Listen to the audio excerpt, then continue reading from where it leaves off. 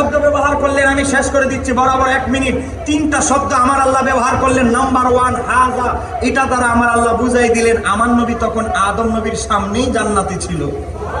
2 number আমার আল্লাহ বলতেছে ইবনুকা, হুজুর ইবনুকা শব্দ আছে, এখন বলতেছে হে আদম উনি তোমার সন্তান, নাম হলো আহমদ। এখন আদম নবী কয় আমি এখনো বিয়ে করলাম না, আমার আবার সন্তান আসলো কই থেকে? দুনিয়ার আমাদের জাগতিক নিয়ম কি, আগে বাবা মা আসে তারপরে আমরা সন্তানরা এসেছি, কথা কোন ঠিক কিনা? নাকি আপনাদের এলাকায় বাবা পরে সন্তান আগে?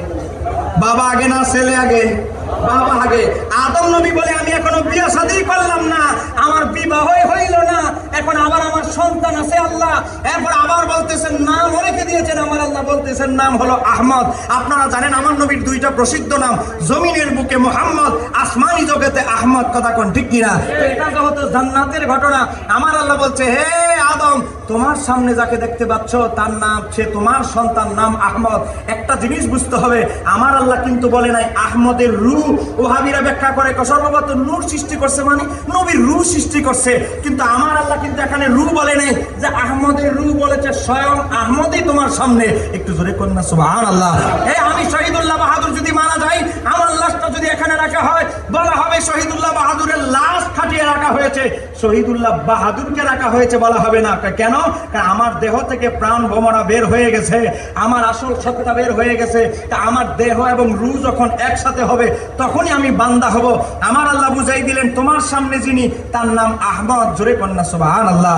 তাহলে আদম নবী মনে মনে প্রশ্ন, আল্লাহ আমি এখনো বিয়েই করলাম না, বিবি হাওয়ার সাথে আমার স্ত্রীর সাথে আমার এখনো দেখা সাক্ষাৎই হইল না, আমার আবার সন্তান আসলো কই থেকে? এবার আমার আল্লাহ উত্তর দিচ্ছে ও হুয়া আউয়ালু, হে আদম তুমি মনে মনে ভাবতেছ বিবাহের আগে তোমার সন্তান কেমনে আসলো?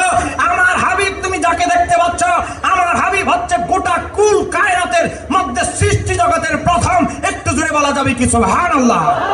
তাহলে আমাদের বাবা আদম নবী বলে নবী নূর, জোরে কোন নবী? আরে জোরে বলে না নবী, নবী।